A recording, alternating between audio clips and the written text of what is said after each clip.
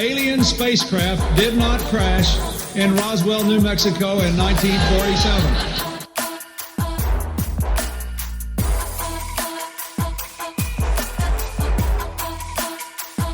You know flat earthers, I guarantee it. But you don't know who they are because they're afraid of talking about it.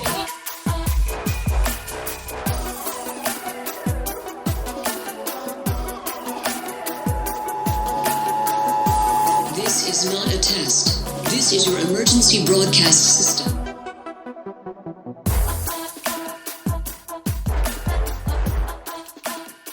Hello and welcome to the 49th Annual Subliminal Deception Podcast, your weekly dose of conspiracy theory bullshit. My name is Cody and I'm joined by my pal Phil. How are you? Doing good, Cody. How about yourself? Not doing too bad, actually. I know you're probably not up to date on the Minnesota weather report, but for the past, not the past 2 days, but the days before that, it was almost 40 degrees out. I didn't have to wear a jacket. Shit. It was insane. That's great. I'm assuming you've been wearing shorts and a no jacket for quite a while now. I did wear shorts today, but I wear a sweater in the mornings because it is still a little bit chilly in the mornings. It got up to, I think it got up to about 80 today. So in the afternoon. It's funny because we're teetering on that winter's over part, but I know it's going to be okay, so this upcoming weekend is supposed to be almost in the 50s, right? Which will probably get rid of most of the snow. But, in March, there's going to be 1 or 2 times it's just going to be an insane blizzard. Winter doesn't die without a fight. Yeah, I know. We're heading into spring right now, and all of those little, all the pollen and shit's in the air. So my contacts have been just going fucking insane on me. I actually had to drive home yesterday. My contacts were basically rolling around in my eyes. I'm surprised I didn't get in a fucking car accident. It's pretty scary, but. So, what's new in your neck of the woods, Phil? Not much. Let's see. Took my car in to get the oil changed. They, of course, told me that I needed about $700 worth of repairs. Yeah, that's, always trying to upsell you there.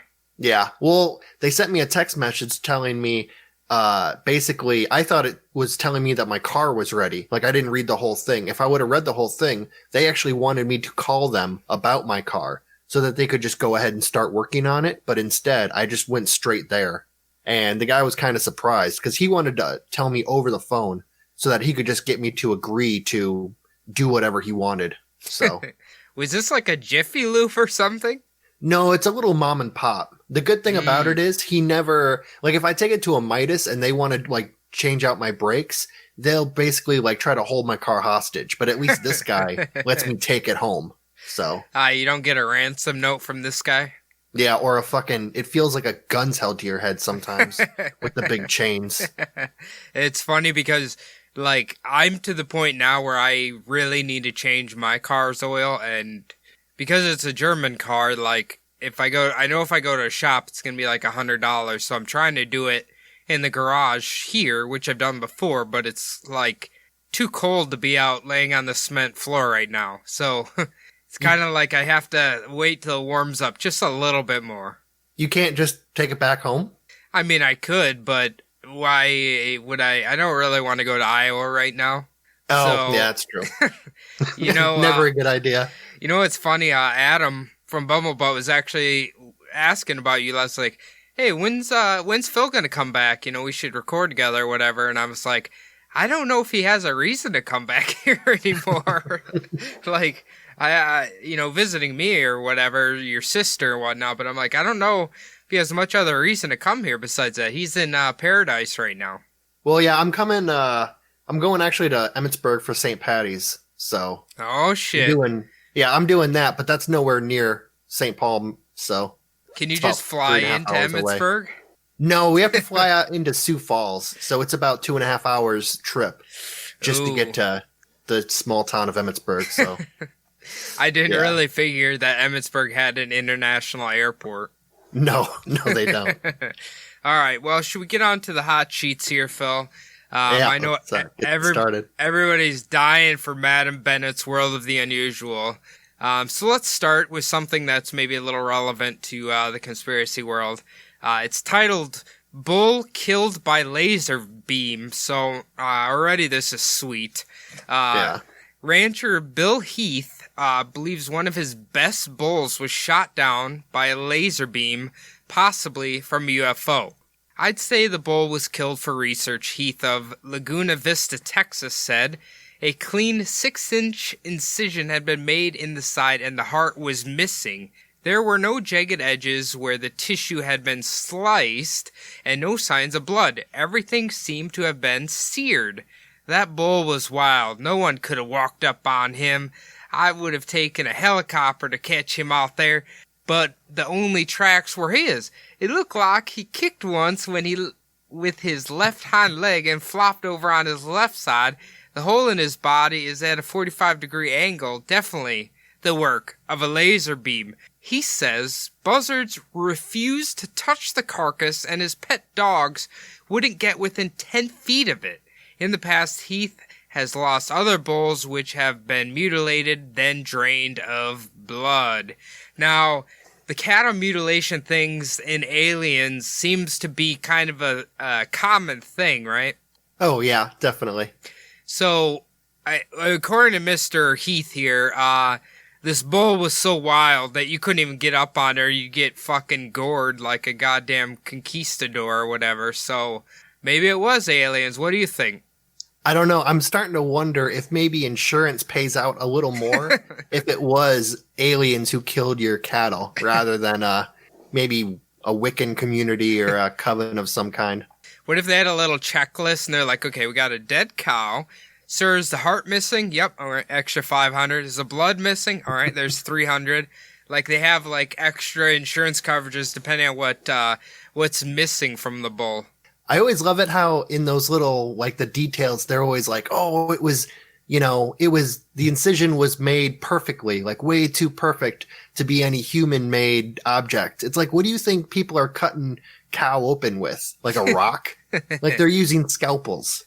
It's very precise. Well, apparently, this was like a really hot cut or whatever, so maybe they had like a plasma rifle or something they shot him with. It was the Master Chief who got him.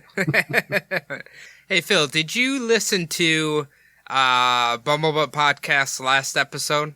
Yes, I did. Okay, so our next story is including a Bigfoot. Hopefully this isn't the same Bigfoot. What did she name him? John? Her lover was John Bigfoot, I think. Oh, that was in the Spectrophilia. Yeah. The lady who is in love with Bigfoot, yeah. So this one's titled Huge Bigfoot Terrorizes Boy.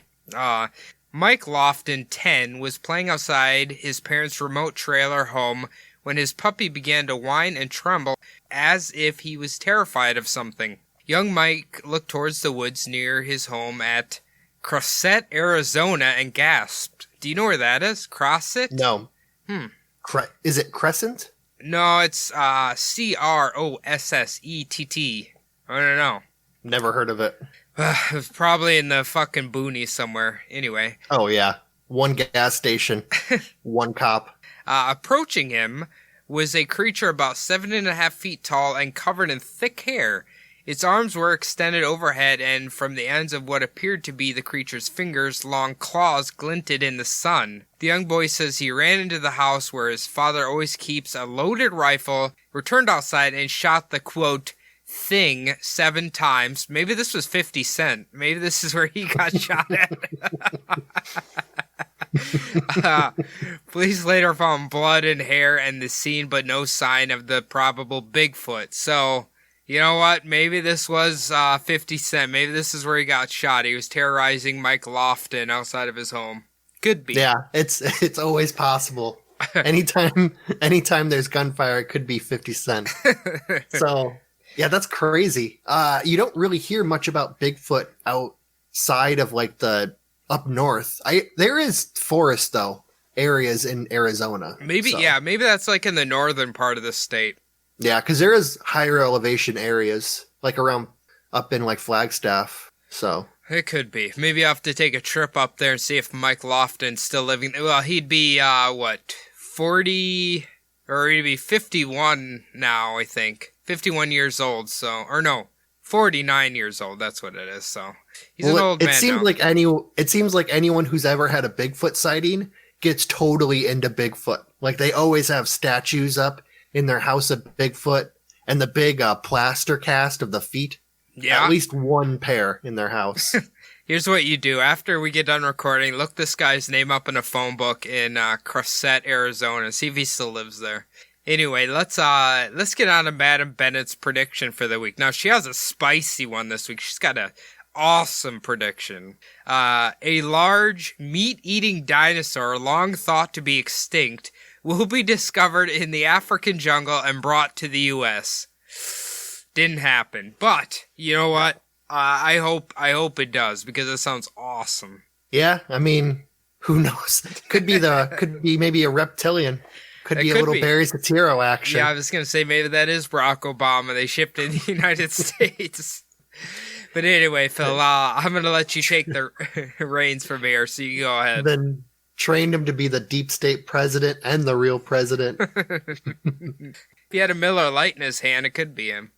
Miller Lite and a fucking Marlboro Light.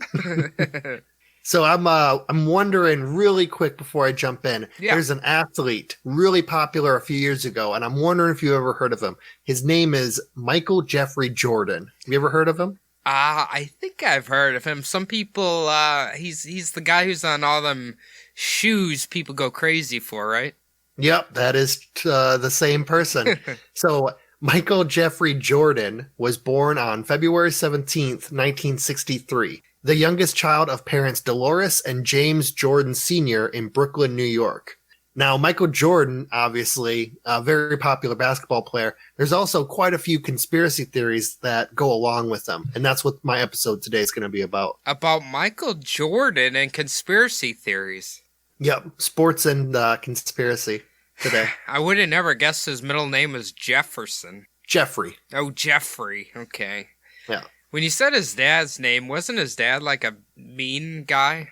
No, his dad was pretty... They had a really good relationship. Did they? Huh. Maybe I think you're thinking of Tiger Woods' dad. Yeah, maybe that's it. He's the one everyone jokes that Tiger Woods' dad, like, duct tape a golf club to his hands when he was a little kid. Yeah, I think I've heard that, actually. So when Michael Jordan was a toddler, his family moved to Wilmington, North Carolina, where he would excel in baseball, football, and basketball. Now, when he was in high school, a sophomore, he tried to make the varsity basketball team. The only problem was he was only 5'11", and his coach thought that he was way too short to make the varsity team. Damn. So, that guy fucked 5'11". up. That guy fucked up. Oh, yeah. Well, I mean, he ended up playing there, obviously. But could you imagine going to a school where being told 5'11" was too short to make the team? Well, I could tell you in our high school, our local high school, you'd probably be like a god. Oh, yeah. 5'11", you'd be a forward on the team in fucking Cresco, Iowa. And for being the only black person in the entire school, probably, yeah. Oh, yeah. Well, I mean, North Carolina is like a huge basketball state. So it wouldn't surprise me that, you know, a sophomore couldn't make the varsity team there.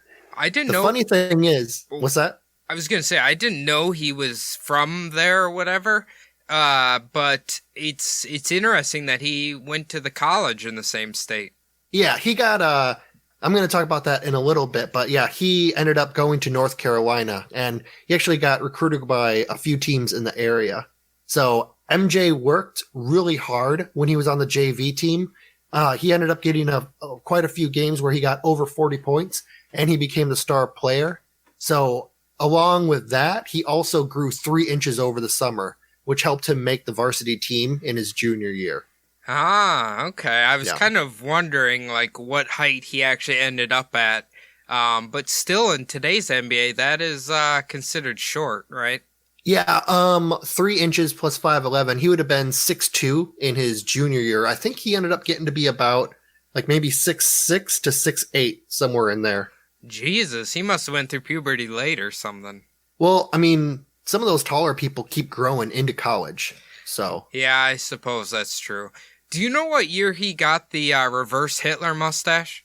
No, I don't remember that. Everybody, I'm not exactly sure. everybody Google Michael Jordan Hitler stash Hanes commercial or Fruit of the Loom commercial. It's well worth your time. Oh yeah, Yeah. I didn't see that in Oh, the many God. Google searches I made in the past couple weeks. He's just so popular. He's the only person in the world who could still have a Hitler mustache. Yeah, I do remember he always had that like the pencil thin mustache. Yeah, he like a Frenchman. Yeah, I was kind of thinking it's funny that he only made the team after he was like 6'2", but honestly, if you were 6'2", like you would be like the center on like most like varsity basketball teams, not like major basketball schools, but like on normal high schools. Pretty sure. Do you know what position he played when he did football? Oh, I have no idea what position he played. I know he was an outfielder. Oh, In yeah, baseball. yeah. I would assume on the football team he's probably either a nose tackle or a center, right? Oh, he's way too thin for that. There's no way. know. Maybe joking. a tight end. I'm joking. Oh, okay. Yeah, no, it's funny because it makes me think of my cousin who ended up becoming, he's like 6'7" now. He was, I think, 6'3", 6'4" in high school.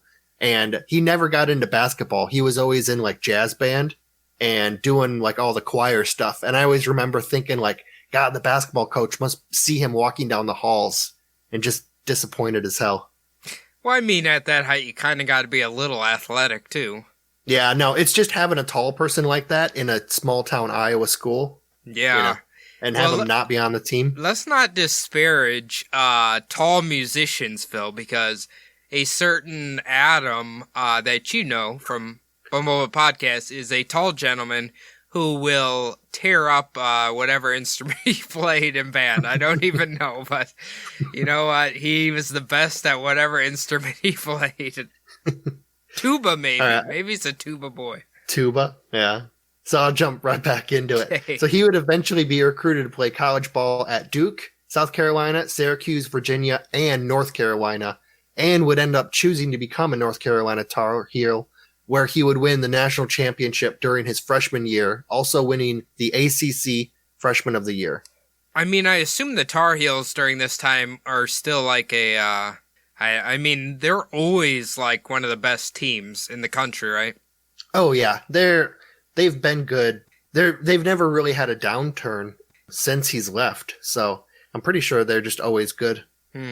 So after 3 years in college, Jordan left after his junior year and was drafted third overall in the 1984 NBA draft after Akeem Olajuwon, who went first to the Rockets, and Sam Bowie, who went second to the Trailblazers. No, Akeem Olajuwon or whatever, he's really good, but I don't know about the second guy. So in his first stint with the Chicago Bulls, Jordan was a 3-time champion, multiple All-Star, 3-time Finals MVP, and he played for the Dream Team in 1992. Yeah, he was pretty good at basketball. Yeah, he was okay. You know? He ain't got shit on Muggsy Bogues, I'll tell you that much, but he was pretty good. Yeah. So I'm trying to think of what's the guy who he played for the Suns and he's terrible. It's terrible. Charles Barkley. Charles Barkley. Yeah, he was always my favorite back then. I really liked the Suns though back then, so. Yeah, he's pretty sweet. Yeah. So after the Chicago Bulls won their third championship in as many years, MJ decided to retire from the NBA on October 6, 1993, and begin a baseball career at the age of 30 while he was in his basketball prime. Jordan signed with the Chicago White Sox and was sent down to the minor league team, the Birmingham Barons. Yeah, I've heard about this before. His I don't know if you're going to talk about it, but like he would manage to sell out division whatever minor league games just because he was there.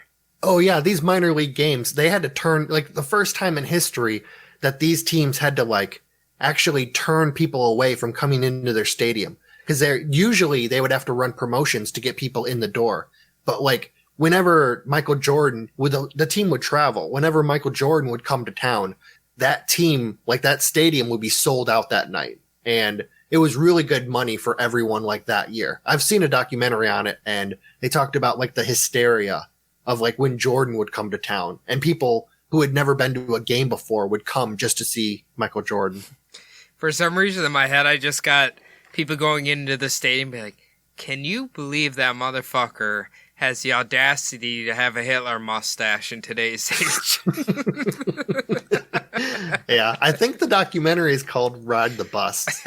Okay. Because he didn't want to like take his own personal bus or like take a helicopter like to the, town. He wanted to ride the bus with the rest of the peasants on the, The peasants. well, they like, because he's this millionaire, and he's riding on this bus with these people who are just hoping to get a shot at playing in the major leagues.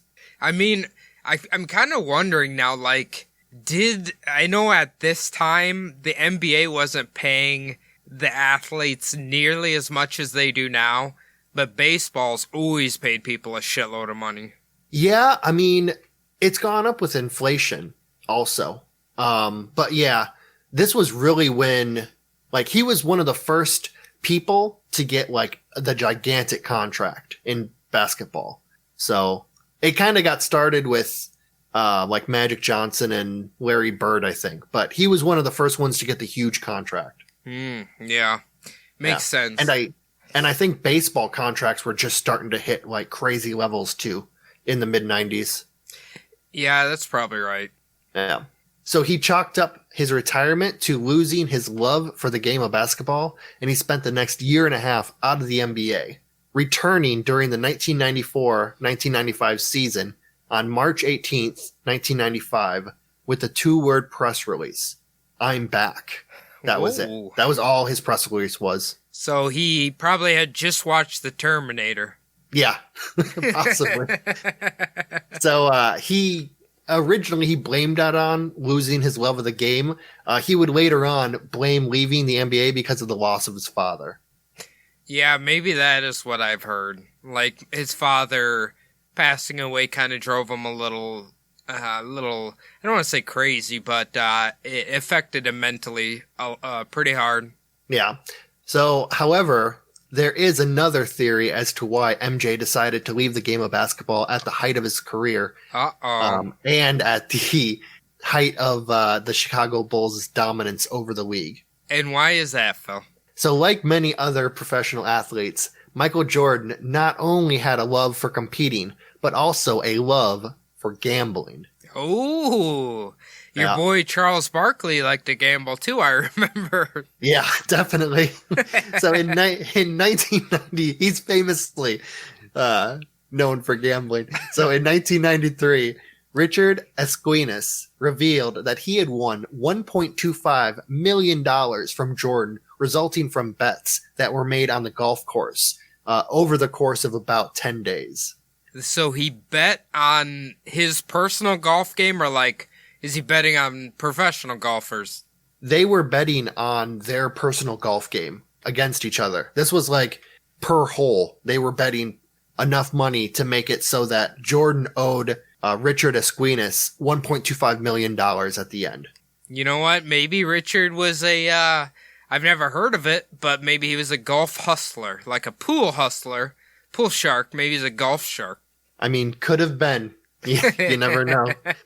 So also, with a little bit of a story about Michael Jordan's gambling, in an interview with the Dan Patrick Show, Charles Barkley, like we were saying, also known as a bit of a gambling man, claimed that when playing golf, Barkley would usually just bet a few $100s per hole, while Jordan was known to bet massive sums of money, $300,000 at one point on a single hole.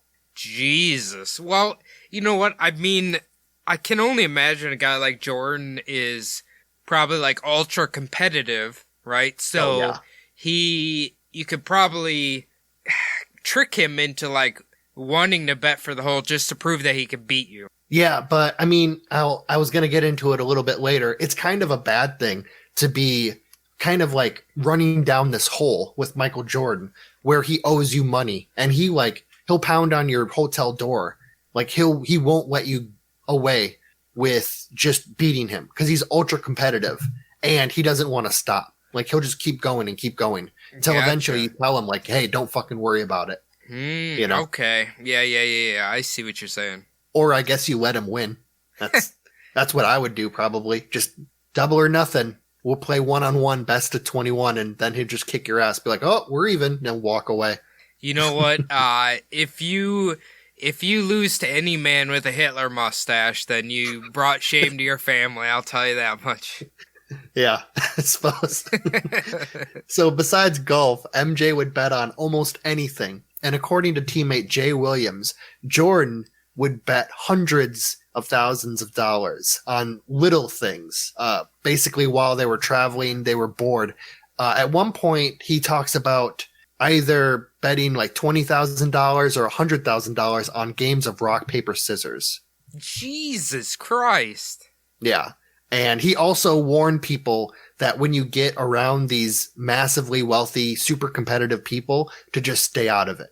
Because if you are just, he was talking about other basketball players who were not megastars, they would easily run out of money. Because you're talking about, as quick as you can play rock, paper, scissors, just $20,000 each round, you know? Yeah. That's a lot of money pretty quick. I mean, yeah, that game takes, even if you do like the best out of 3 or 5 or whatever, that's like 2 minutes.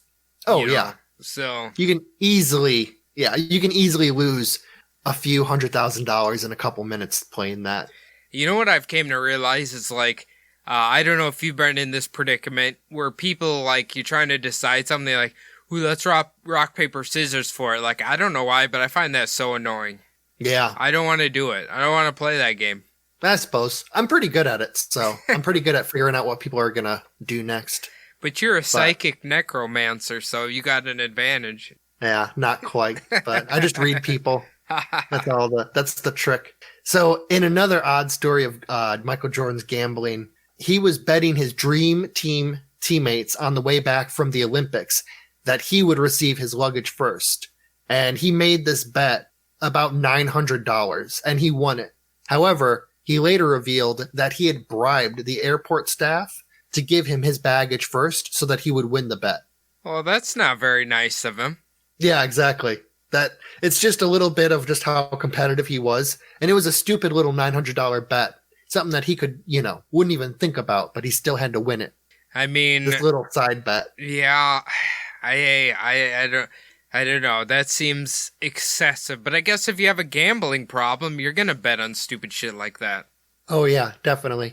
So MJ's gambling had gotten so out of hand that after the Bulls' third championship, the NBA was investigating Michael Jordan's gambling problems. And this resulted in part from a 1992 subpoena, which brought Michael Jordan in to testify after a suspected drug dealer was found with a personal check for $57,000 signed by Michael Jordan. Whoa, okay. So is this like a validated real story? Yes, he actually had to go in and testify to why this guy had a check signed by him for $57,000. So Jordan described the payments as being for gambling debts. That's, God, that's weird. I've never heard about this. I mean, I assume it's been swept under the rug quite a bit.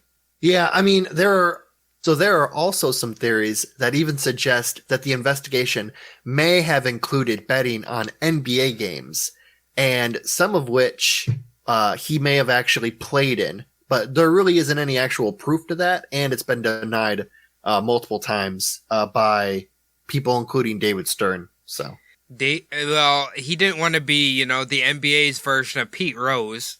Yeah, that's exactly what I was thinking. Because that's what Pete Rose got taken down for, and he'll never be a Hall of Famer because of that. But you know what? Even if they would have caught Jordan doing that, I'm fairly certain he would have been a Hall of Famer still. Yeah, I think it really would have just been swept under the rug. It would have came out by now, because you can never keep that shit secret. No. But that's the thing, if it would have happened, by now, there would have been some big proof that came out about it, so I doubt that one. I think, also, like, as far as I know, the NBA is one of the only, like, more forward-thinking sports organizations. Like, I think in today's day, they don't even worry about players smoking weed. You know, like all the other sports are like, you know, are really uptight about it, but I don't think the NBA cares. Yeah, I know the NBA, like everyone was giving them shit a few years ago because they were making their players come to press conferences and games wearing suits, not just like wearing normal clothes. Like you'll see in the NFL, people will go to the press conferences just in their like after game attire, you know, like their workout shit. Well, to be fair, Phil, some of them come to that after game conference looking like a like 1970s British woman. If you've ever seen Cam Newton, or I can't remember who's the other one who always does it, they have that like weird fashion that makes them look like an old British lady. Cam Newton was wearing a lady's scarf over his hair. Yeah, I remember that one. All I can say is I don't understand fashion. Yeah, that's weird. I just wear fucking jeans and a t-shirt. I don't know. I wear that to everything. Hell yeah. So after Jordan's first retirement, the league ended their investigation into Michael Jordan's gambling, allowing his and the NBA's squeaky clean reputation to remain intact. I mean, it's weird that, is it weird that they would, let's say, the conspiracy part, ignore Jordan's gambling, but Charles Barkley, they would throw him out as the poster child for not gambling.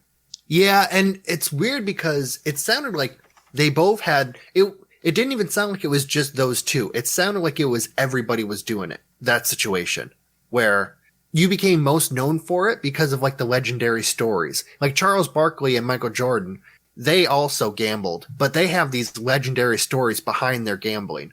All the other people, they just gambled. Like they didn't, you know. Yeah.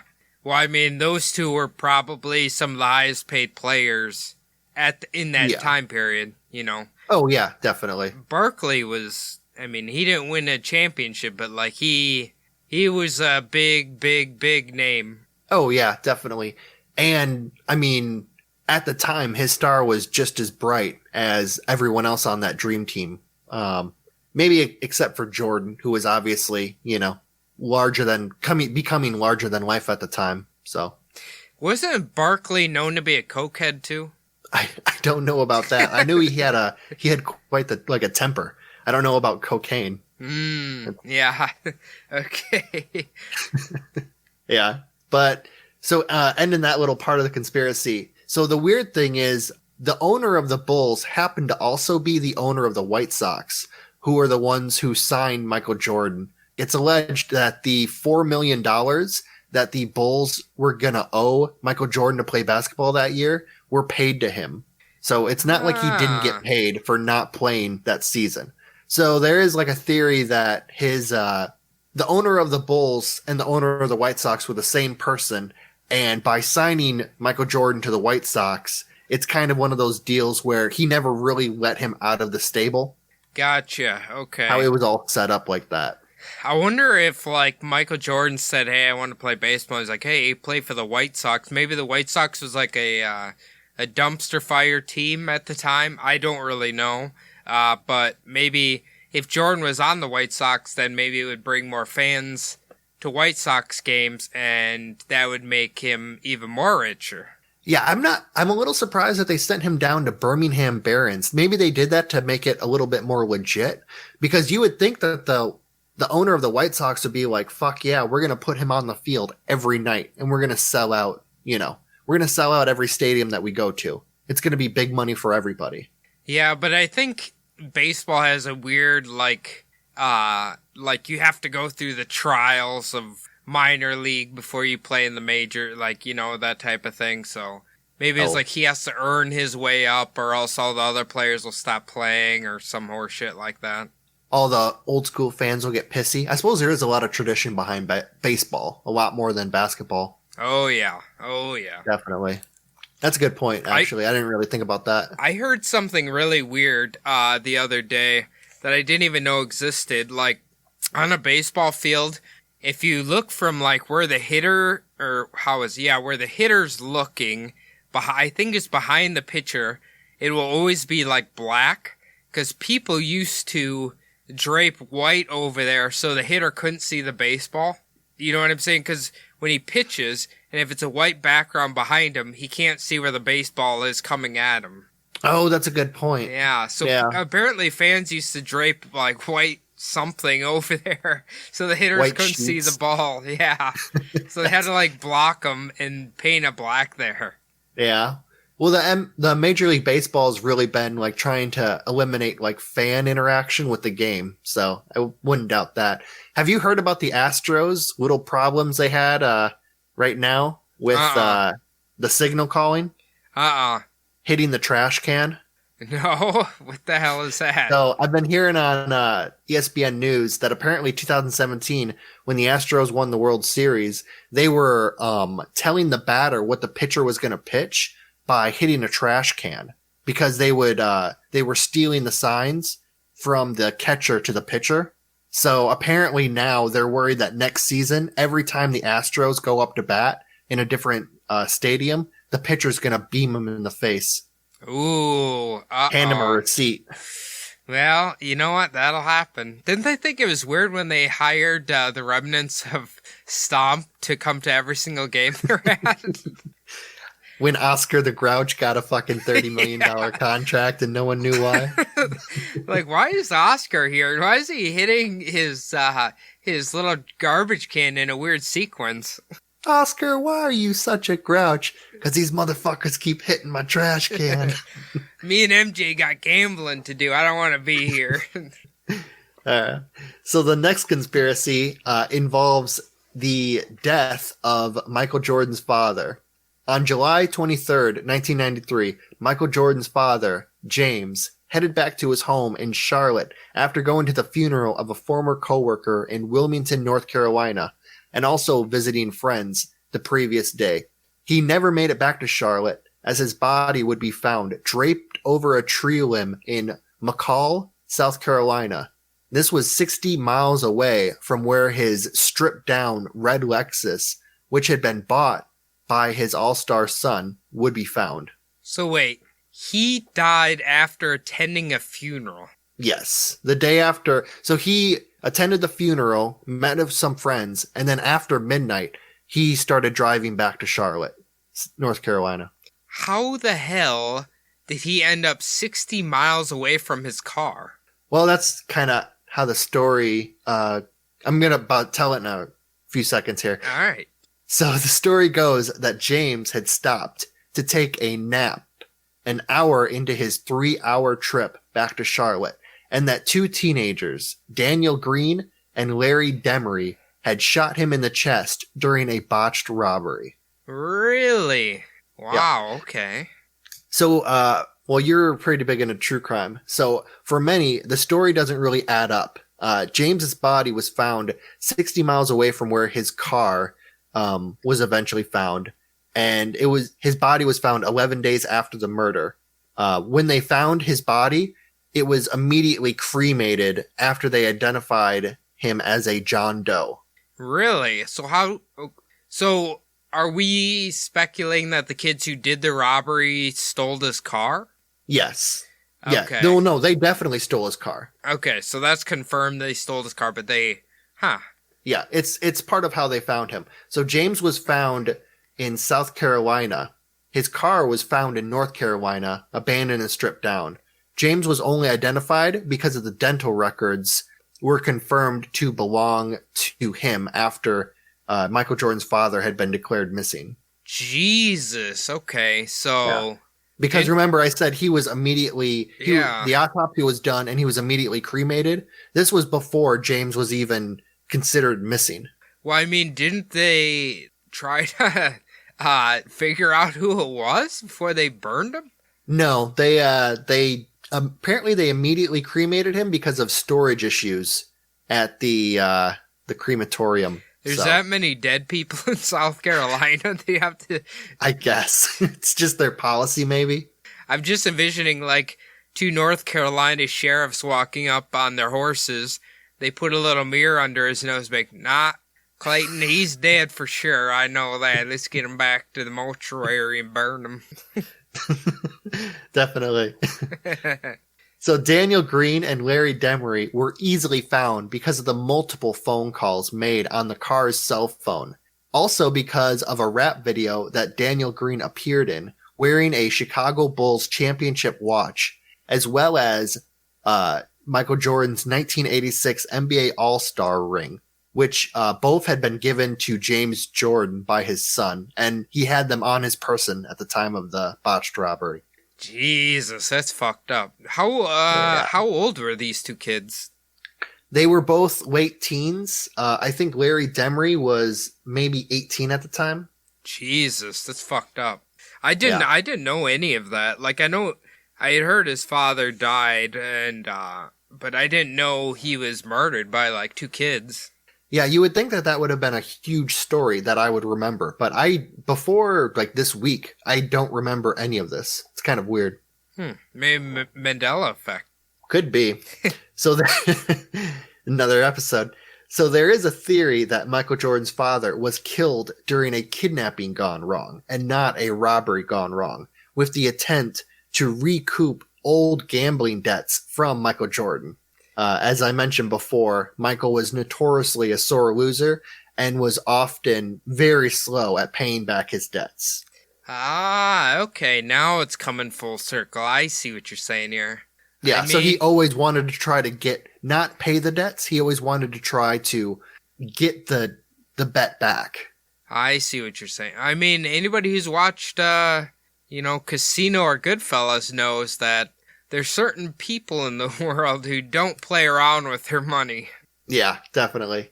So the first call made from the vehicle cell phone was to Larry Deese, and he was a coworker of Larry Demery and a big-time drug dealer.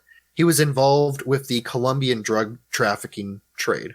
Oh, yeah, they'll kill you for no reason. Yeah, so even though Deese was the first number called after the murder from the car's cellular phone, he was never questioned in the investigation. Well, that just seems like sloppy police work. Yeah, and it goes into it a little bit later, but yeah, it was definitely a botch there. Or a potential, the mishandling of it could have been from something else. Yeah. So another thing that doesn't match up is the official story and what Daniel Green claims happened when his friend Demery came basically to ask him for help. So the official story that the prosecutors use is actually all from Larry Demery. Basically, they had both of the boys in custody, and they told Larry Demery that Daniel Green had ratted on him, and that he needed to give a statement, or else he was going to be the one who took the rap for it. And that's why he's the one who made the confession, and they trusted his testimony over Daniel Green. I mean, that's kind of a classic trick they play during interrogation or whatever, but so is it believed that just one of them shot him, or is it that both of them shot him, or... So Green claims that Demery had told him that he had been in an altercation with a man outside of a Quality Inn, and that the two of them drove to the motel, and that the body of James Jordan was in a ditch by a convenience store near the Quality Inn, and that's the first time that Daniel Green had ever seen James. Okay, so the other guy killed him, asked this guy to come help him. That's the official story. Well, no, that's not the official story. That's Green. That's what Green claims happened. His confession. Okay, gotcha. Yeah, this is what Green claimed happened. So Green then claims that the two of them drove the body to South Carolina to Pea Bridge and dumped the body in the swamp. Okay. Now, as I mentioned before, the state built their case because of the testimony given by Demery, and that was that Jordan had been shot through the heart inside of the car.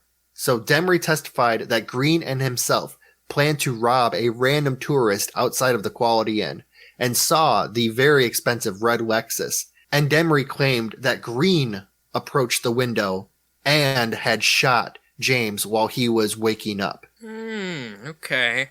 Yeah. Gotcha, okay. Yeah. So the plan originally for them was to just tie him up and drive the motel out to the woods and then leave him out there as they steal the vehicle.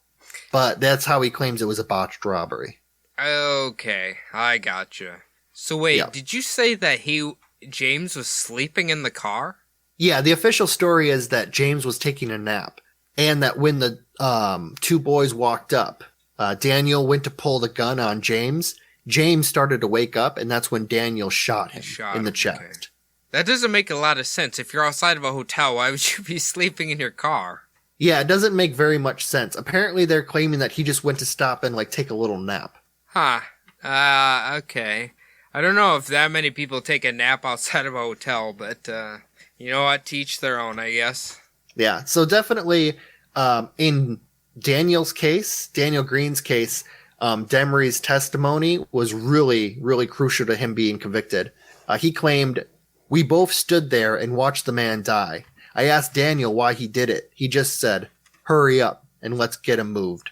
Okay, so that guy didn't even care that he possibly just killed somebody. He just wanted the money or whatever whatever he wanted to rob off of him. So how it's going so far is the official story goes off of Demery's testimony that Green shot James Jordan. Green's story is that he was called and then helped him dump the body, but had nothing to do with the murder. Okay. Gotcha. So basically both of them are kind of trying to blame it on the other one. Yeah, it just depends on who you want to believe, really. I mean, maybe there's some truth in it, but... I mean, the one guy whose story's more elaborate, probably, I would assume, is more involved with it. You know what I mean? Like, he has a lot more details he's confessing, where the other guy's just like, yeah, I just came and helped him dump a body. Yeah, well, the problem with Larry Demery's testimony is he keeps changing the story. He never has a consistent... It always is different. There's some times where he tells a story and he and Daniel Green walked up to the car together. There's other times where he claims that he was running away as Daniel Green walked up to the car and then shot. So it's always a little different. Yeah, that's not a great look. Yeah, exactly. So there's also some problems when it comes to the autopsy that I mentioned happened right before the cremation. So there was a bullet wound in the upper right chest of James Jordan. The only problem was that on the shirt that he was wearing, the bullet hole was nowhere near like where it should line up for an upper right chest wound. Do you know where the bullet hole was on the shirt? Yes. So according to the autopsy, there is no hole in the shirt at that point. Directly below that location in the lower abdomen region are 3 holes that would line up with the hole in the chest if the shirt were pulled up approximately 1 foot. Huh. That's really strange. Yeah, so if he was just sitting in the car hanging out and he had gotten shot while waking up, that would mean that his shirt was pulled up all the way above his stomach. I mean, you know, I'm just gonna be that guy out there and be like, you know what? When you get older and you're sleeping, sometimes your shirt just creeps up on you a little bit. That is true. From what it sounds like, if there was, when I was listening or when I was reading this, 3 holes in the shirt would mean that they were kind of like folded over itself. And the folds got shot through. Gotcha. So it was folded up once and then that's what it got shot through. Kind of like because it said that he was only shot once. Kind of like if you're making a snowflake. Fold it up, you cut the holes, you open it, and there's a bunch of holes. Yep, exactly. Okay. Yeah, good analogy. So this does not match up with the RN's testimony at Green's trial. This was the nurse who was on duty the night that James Jordan was brought in. She claims that the bullet holes matched up with the wound and that there was burned gunpowder around the hole. And this was not at all in the autopsy report, that there was burned gunpowder around the bullet hole in the shirt. I wonder why they would exclude that. Yeah, I don't know. It's just a matter of the nurse's testimony is different than the official autopsy report. So it's just one of those, it's another little weird thing that's not matching up. Could the nurse have possibly been working for the Colombian drug cartel? Maybe. I don't know. I don't know who they've got in their payroll. Here's what we got to remember, though. In all honesty, like all these people who do the investigation and stuff are human, and humans make a lot of mistakes. So that is true. So you remember before when I said Larry Deese was never asked or questioned about the phone call that was made that morning, right? Right. So Larry Deese was the biological son of the county sheriff, Sheriff Stone, and he was a friend of one of the investigators of the case. Oh, Yeah. okay. Now it's getting a little fishy. Yeah, definitely. Larry Deese, I mentioned before that he was a big time drug dealer. He was actually one of the bigger kingpins in the area. They go on to claim in the research that I did that Larry Deese and Sheriff Stone didn't have a relationship at all, and that Sheriff Stone would never have covered anything up for him. But I mean, isn't it? It his is a little son? strange. It's his son, right? Yeah, it's his biological son. I mean, I don't know. It seems, as we've learned in America's history, the police officers are not. I'm not saying all of them do it, but some of them are not opposed to a little corruption and payoffs and all that from drug dealers and all that. Yeah, I mean, police are only human, so yeah. So is that leading to believe that the cover-up could have been because of a gambling debt, or possibly Jordan was involved in something even worse than gambling? Oh, I'm getting into that right now. Okay. So, so this is kind of a big stretch, but there is an off-the-wall theory into what may have actually happened that night. So the theory is that it was possibly Demery and Deese who had been involved in the altercation with James, both of which were involved with cocaine trafficking, and that it was an attempted kidnapping and ransom to get money from Michael Jordan owed to the higher-ups in the drug trade because of unpaid gambling debts. Okay. I mean, yeah, that is a stretch, but I mean, it's not completely out of the realm of possibility, especially if you think about that Jordan had wrote a check to a known drug dealer or whatever, like that. It's kind of weird. Yeah. Not for drugs, for gambling debts. So I mean, Demery. Hold on. that? 1 second. Would he, if it was for drugs, the guy's not going to be like, this is for drugs, right? No, you wouldn't give a drug dealer, first of all, the guy that he gave the check to was huge in the drug trade. He wasn't a low level guy. And if it was for drugs, you wouldn't give him a personal check with your name on it, signed by you. Well, if Michael Jordan's brazen enough to have a Hitler mustache, he might be brazen enough to write a check to a drug dealer. That is true. I keep forgetting the Hitler stash. When you got a Hitler stash, you'll do pretty much anything. You just get a free pass. Yeah. So, like I said, it is off the wall. Demery was a drug mule in the cocaine trade under Larry Deese. Larry Deese was obviously much, much higher up in the chain. And it's claimed that after dumping the body, Deese was the first person called. Okay. All right. That's a little weird. Yeah. So basically, the conspiracy is that Demery and Deese actually committed the murder. And after that happened, they kind of botched it because all that they supposedly wanted to do was just get a ransom, just get the money back. But they murdered him.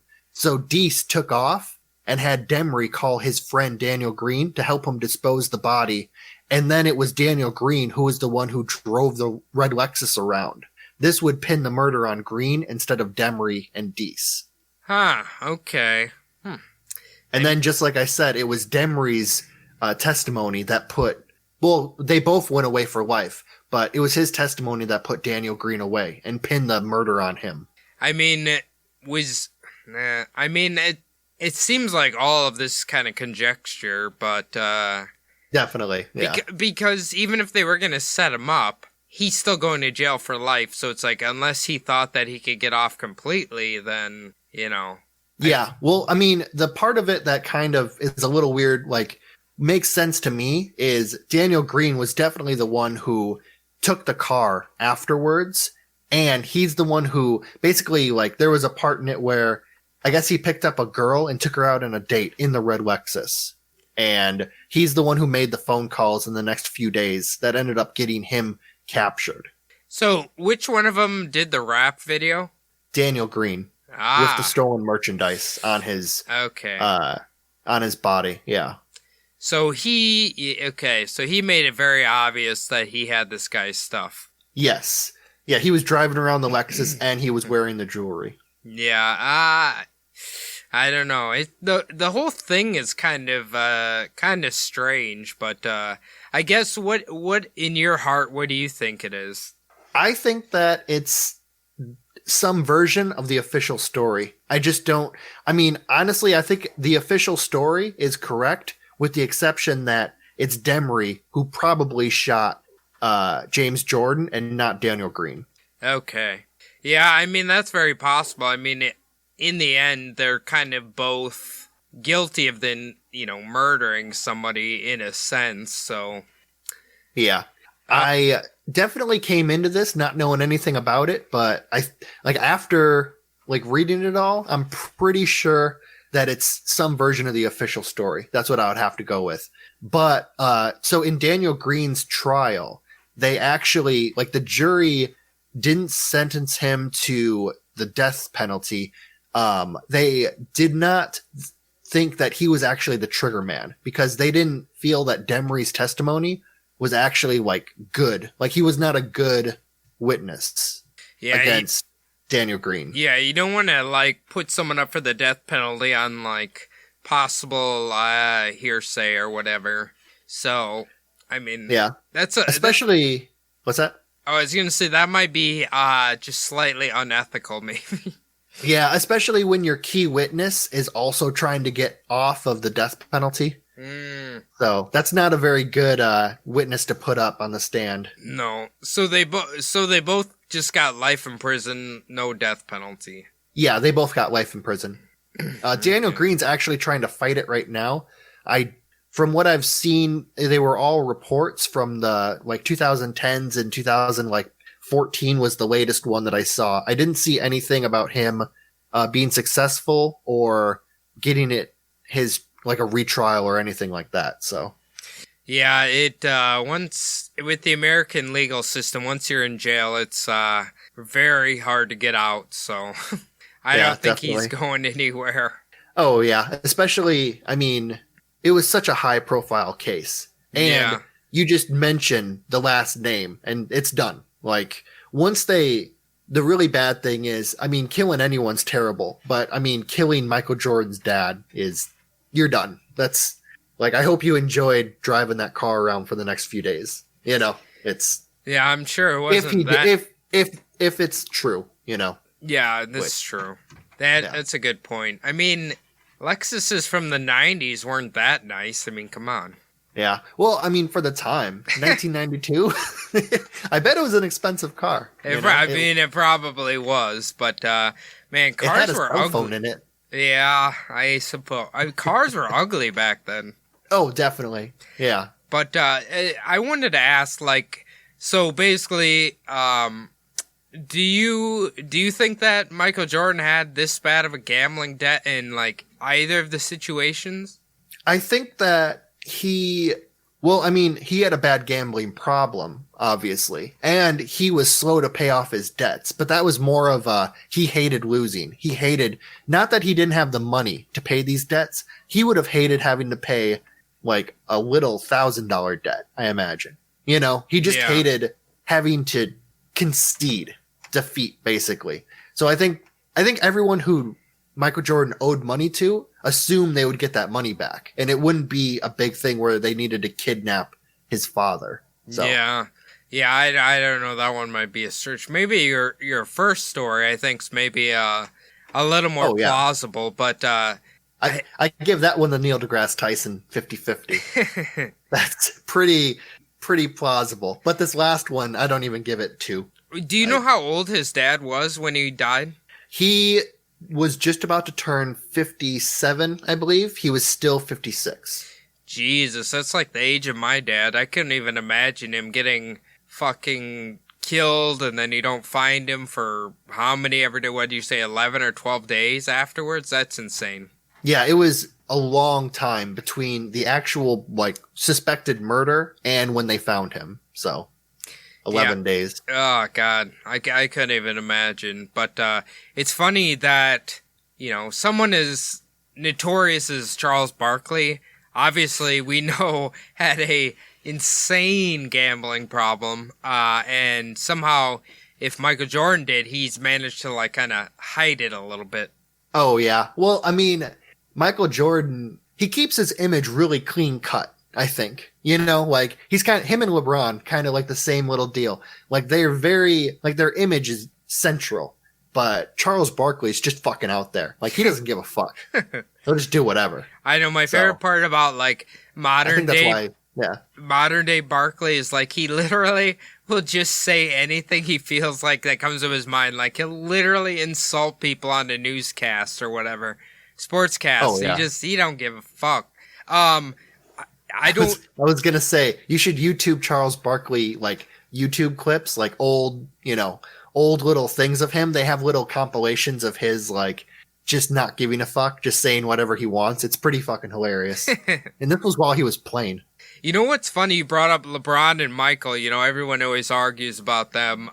But it seems like LeBron is kind of a nice guy, But I've always heard Michael Jordan's a dick. Kind of a dick to everybody. In real life, he's just a dick to everybody. Yeah, especially on the court. You see those old pictures of him, wagging his finger in a dude's face. Another grown man having Michael Jordan's finger wagged in your face. Or there was also times a lot of people would bitch that the referees would give him cut him a lot of slack or not call things on him. Anytime that a referee did call something on him, he would basically dress down that referee. And there's also video and pictures of that happening too that are pretty interesting. I mean, in most sports, when it's the face of the organization or whatever, they kind of do that. They let it go. Yeah. Football's notorious for that. If it was anyone else in the game at that time for talking to a referee that way, they would have thrown him out. But since it was Michael Jordan, the people came to see him. You got to let him play. So, Phil, is there any additional conspiracies that Michael Jordan did the Academy Award-winning movie Space Jam because of a gambling debt? I hadn't heard anything, but I mean, everybody needs money, especially when you're big into spending. After he made more money outside of the game of basketball than he did with the game. I mean, all of his advertisements, obviously the movie, that was a huge fucking movie. Dude, I'm pretty sure his shoes still make an insane amount of money. Oh yeah, he's the owner of, I think he's the owner of the Charlotte Hornets right now. And Air Jordans, that's pretty much his company, it's crazy. People pay a lot of money for those shoes. Oh yeah, definitely. They're the same fucking, leather sewn up by Vietnamese kids. They're no different than fucking, regular Nikes. But they have his picture on it or whatever. That is a little emblem. You get to be a little bit like Mike. Turns out your jump shot doesn't get any better. You just get a gambling addiction. It's because they got rid of the pumps on the shoes because people are getting too good. Yeah, that's true. Just pump it up and you're an NBA star. Yeah. But there are some other conspiracies, but that I was going to do, but these ones were just so big. I decided to do the whole show on them. So no, that was fantastic. Honestly, I didn't know much about his dad, getting murdered, and it really makes you wonder, it's a very easy, there's more to it, or it's just a big string of coincidences that make it look fishy, that does happen in true crime or crime sometimes, you know what I mean? It's just how the world works. But anyway, Phil, definitely. If anybody else has any insight on MJ or maybe want to comment on his Hitler mustache, where can they do that? They can hit us up on subliminaldpodcast@gmail.com. We've gotten quite a few emails in the past couple weeks, so thank you for those. They can also get to us on IG at Subliminal Deception Podcast. We've gotten some really good ideas. We actually just got a really good one today that I'm planning on doing in the next couple of weeks. So thanks for that. We also both have our own Instagram accounts. Mine's STPodPhil, I never check it, and I never post anything to it. Cody, you've got a couple? Yeah, you can follow my personal Instagram at Cody's a Bub. I've been kind of following people who've been following me recently. And I've been getting messages too, surprisingly. So thank you guys for that as well. If you're into true crime, say like like Michael Jordan's dad we talked about today, you should check out Bumblebutt Podcast, my other podcast. I think you'd really enjoy it. Otherwise, the last thing we need you to do is to log on to iTunes, leave the show a 5-star review, write whatever you want, I don't know, just write something in there, hit submit. It really helps shows out, helps us get exposure. Otherwise, if you are a Spotify user, which I think a lot of people are becoming, just hit that follow button, and then you will get updates for when we drop a new episode, which is always fun. So, otherwise, Phil, great episode this week. We got Big 50 next week, so that should be fun. That's about, that's roughly about a year for us. So, all right, guys, we'll see you next week. All right, thanks, guys.